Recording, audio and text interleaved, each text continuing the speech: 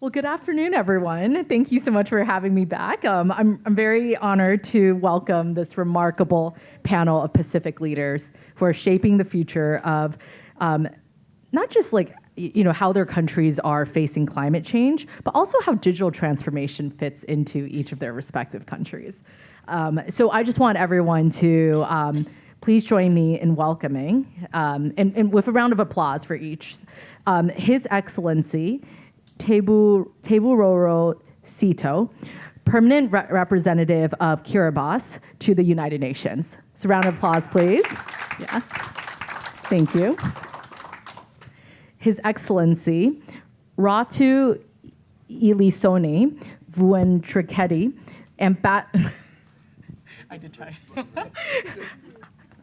I practiced for an hour last night. Ambassador of Fiji to the United States. Round of applause, everyone. Thank you. Okay. His Excellency Kepa Siose, Deputy Permanent. Oh, is that correct? Deputy Permanent Representative of Tuvalu to the United Nations. Thank you all for joining me in this panel and for putting up with my pronunciations. You've all seen my notes, and I indeed did write out. I really did practice and listen to your speeches last night in preparation. So today we're going to explore how Pacific nations are not only adapting to the digital age, but leading with innovation, resilience, and a deep commitment to sovereignty. I'm going to set the stage with Ambassador Tito. So I want to start with you. So each of your nations are facing extraordinary climate threats, yet you're embracing digital innovation to build resilience. Could you each share one example of a digital initiative in your country that directly connects with climate resilience? Thank you for the opportunity to answer to such a very important question for us, for the Pacific people here. Kiribati and the other Pacific Islanders are very much challenged by the climate crisis, and more with the fact, our natural setting in Kiribati, we are very far apart from each other. The islands scattered over a huge ocean. One of the largest oceans in the world is our ocean, Kiribati. So it's a great challenge to communicate, to connect. And so the government actually allowed 3 or 4 companies to come in to organize digital communication between the islands, between people. And so we have lots of people buying telephones, buying things to connect on the internet. And we are very happy with the many of these companies coming in. And we opened the door for more companies coming in to provide the good digital communication in the islands, to connect people. Even schools are now starting to adopt that. So we believe in that. We must be connected. The more connections we are, the more community feeling we feel. Remember, I mentioned earlier on, we work as communities all the time. From the beginning of time up to now, we believe we become strong when we work together. And so digital communication, digital connectivity is very important for us in that respect. Ambassador Siose or Ambassador Vuidreket, anything else to add? Yes, thank you. May I share the Fiji experiences? I'd like to talk about when I was growing up back in Fiji, beside the beach. We used to go swimming and then get off the ground about at this level here and then jump into the sea. That was several years ago. Now that same place, the sea, where we used to jump now, it has moved out. There was a coconut tree there, and it's moved out about 20 meters into the sea. We only see the stem of the coconut tree there. So climate change and the impact to the Fiji Islands, and I'm sure to the other islands, it's a reality. I've heard some of the comments just saying this is just a myth, but for us, it is a reality, and I'm so glad that I'm here today, and thank you for the invitation for us to be here to share with you our experiences. So from Fiji, when there's 2 things that we've been through, 2 major issues, and one is the issue of climate change, and the other one is development in technology. what the technology we're seeing now in Fiji is quite very, very different from the years that when we were growing up as children. So the response for government, Fiji government, to technology and issues of climate change is that we put together a national strategy for 2020-2025. We call it the National Digital Strategy 2025-2030. That's just, I would like to demonstrate the imperative or the importance of this issue for us to not only manage it at the local level, but put it up right at political level so that this can be done and become something that we have to work with from now on. Thank you. And Ambassador Siose, if you want to close us out on this topic. Thank you, Moderator. And I join my co-panelists in thanking the organizers for the opportunity to share with you our thoughts. If I may bring context of Tuvalu, like Kiribati, we are low-lying atoll. The narrowest part of the island, you can stand and cast a stone from the ocean side and lands in the lagoon. That's how small we are. And so we live in times where we have this enormous sense of insecurity because of our land is eroding away. You heard the Speaker of the Tongan Parliament about the sea level intrusion into our water grounds. So sea is not only intruding from the coastal line, it's also sipping through the islands in Tuvalu and Kiribati and so on. And so fearing that our island will be submerging, based on scientific data, it's quite evident that Tuvalu will be submerging in the next 50 or so years. The government, on a futuristic, proactive approach, has started with this project called the Future Now Project, where we create a digital nation, starting on with a small island, and we clone this island and put this in the cloud, something that we find it very useful. In worst scenario, when Tuvalu is submerged, we have something to refer to where our culture, our heritage, our language, our songs, and everything is archived somewhere where our future generation can fall back to worst scenario if Tuvalu is submerged. So I thought I should share that. Thank you. No, and that's such a great pivot, because what each of you have talked about the adoption of technology in your respective countries, but one of the externalities of adopting technology is the collection of data, right? Like, it really does shape the information that you collect as a nation, and it shapes the stories of your nations. So this next question is about digital sovereignty. So digital sovereignty is a rising priority for small island states. That has been a theme that folks have mentioned throughout today. How are your countries approaching ownership, control, and the protection of digital data, especially with the global expansion of cloud services and AI? And feel free to jump in, whoever wants to go first. Okay, I'll take the reverse order then. In the case of Tuvalu, and so with the Pacific Island countries in 2021, the Pacific Island leaders have endorse the Declaration on Sea Level, maintaining maritime boundaries, statehood, notwithstanding the impact of climate change. So essentially, if Tuvalu, for example, is disappeared because of the sea level rise, the coordinates that define Tuvalu's maritime and statehood will remain perpetuity. And Tuvalu has gone into another step ahead in incorporating this into its constitution. So this forms a legal framework as to how our statehood is preserved in the digital realm. Thank you.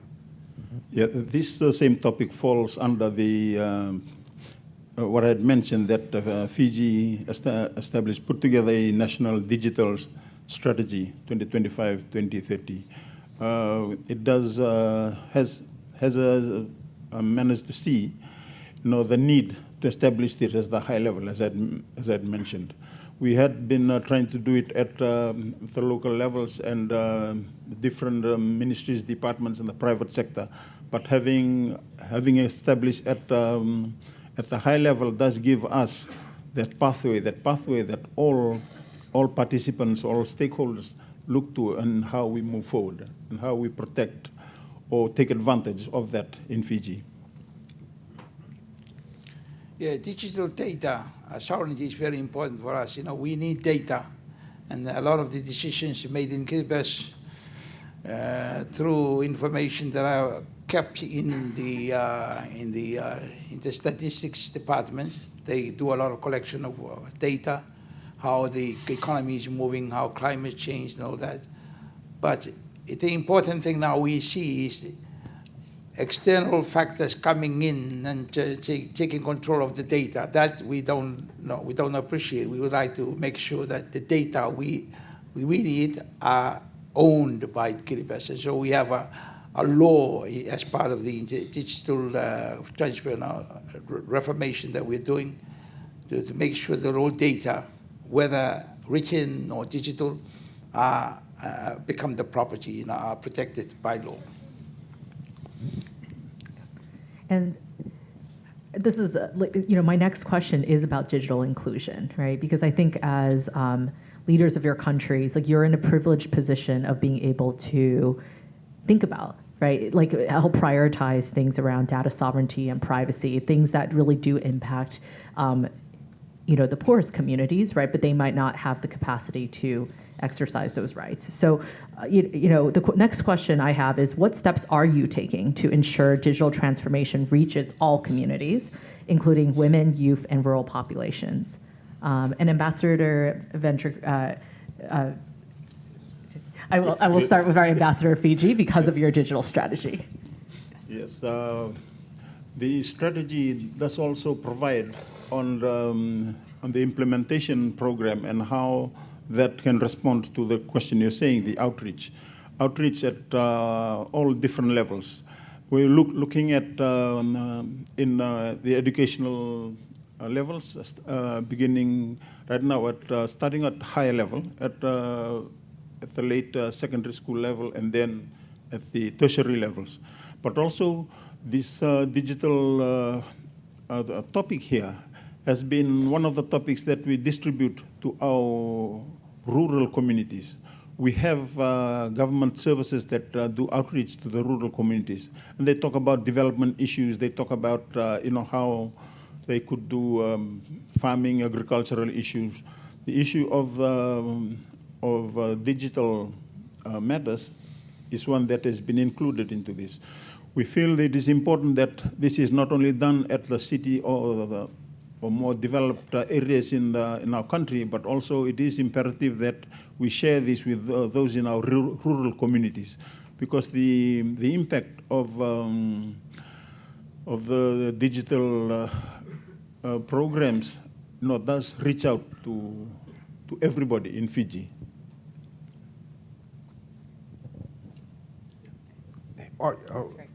Let me refer to from the health perspective. Some 2-3 years back, when we started to roll out the telehealth medicine, I thought this was when we install all telecommunication and digital transformation back in the islands. And like Kiribati, our individual islands are sparsely, distant from the capital, and it's very costly to bring patients, especially when there is a need for medevac. The boat, we have limited boats, and whichever the boat is, the government has authority to divert the boat and bring the sick patient to the capital. That's how we value life, even one individual. And so the telehealth technology that we have rolled out, it really helps to avoid this unnecessary medevac from the outer islands. So this is the platform that we wanted to further improve on and save money. Thanks. Yeah, it's the same in Kiribati. We are now teaching digital education as part of the curriculum in schools. We encourage all businesses to be part of the digital transformation. In fact, a lot of business now are connected digitally. They do the promotion of their products on even people weaving things like this. You can see it on on the internet, because they're promoting, the women are promoting hand-woven materials. So we encourage all people in different walks of life to utilize the digital technology. And there are more educational programs being rolled out in this respect. So we believe very much that the way forward is to utilize the digital technology for the people of the islands and to make them feel more secure, more adapting to the challenges of climate change and the other impacts, the cost on the people. Yes, if I can just the final comment. Digital technology in Fiji, and I suppose in all other Pacific Island countries, is something that we have to live with, and it continues to grow. The role for governments, for example, the Fiji government, is how government can make the best use of this digital technology. It is something that we have to live with, and it is something that we have to accept, and it is going to be part of our lives. And we look at the Pacific Island countries, we have very, very strong cultures and traditions. The impact of digital technology will have something to do with our culture and customs.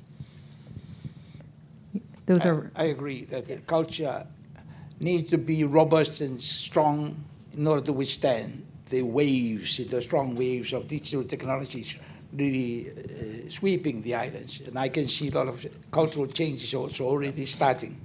The erosion of culture begins with the digital communication. The use of digital technology is really affecting the culture. So we need to be strong now. We need to maybe create our new laws to make sure that we can use it, but use it wisely and responsibly, and not lose our head and souls in the process. No, absolutely. I think, first of all, thank you for those remarkable examples and for your leadership on this issue. I actually think there's a lot even American cities can learn about the way you think about digital inclusion and access. Ambassador Tito, you started touching on this already, but one question I did have is, how do you balance embracing the new technologies while also preserving indigenous knowledge systems and traditional governance structures? Let me give you an analogy. I used to say to young people, you can be like a British, an American anytime. You can dress up like a British, an American, a Russian, a Chinese, but remain in the core of yourself, your Kiribati, rooted to the rock of your culture. That's why I use culture. Culture, you must be rooted to culture. If you have no culture, then you're lost, no anchor, no GPS, no direction. You're kind of drifting with the wind or drifting with the tide. So you need to be anchored. And whatever happens, let the outside. So let our outside be changed, whatever we want to change it. Put on different face masks, but the core must remain. The core must remain the culture of your country, whether American, British, Kiribati, Japanese, Tongan, Samoan, remain as you were, the rock. The rock inside must remain. And the outside, let it change a bit if you want. That's my analysis. My comment is that it is important that it begins from the home base, from parents and guardians, to take the lead role into sharing the importance of being cautious about how the use of technology and how culture has been eroded by the rise in technology. And I would like to add my view on culture. Whether we like it or not, our Pacific Island culture will erode gradually. In my view, we cannot stop it, but we can slow it down, slow it going down. Technology will come to stay. And Ambassador Siose, you have the last word for our panel.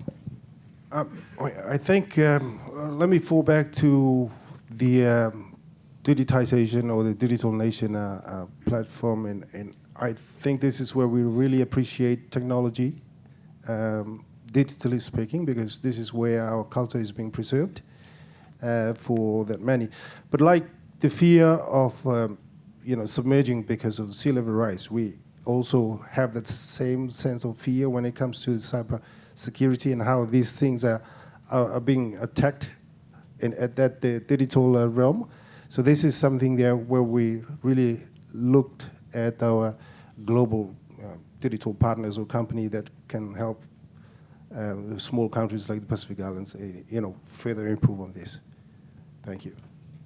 Well, thank you so much for this special conversation. Pacific voices are often missing or underrepresented in global tech debates, and I think what's clear to all of us in the room, hearing from the examples that are live in each of your countries, is we all have a lot to learn. So thank you so much for making the time, and thank you all for your attention.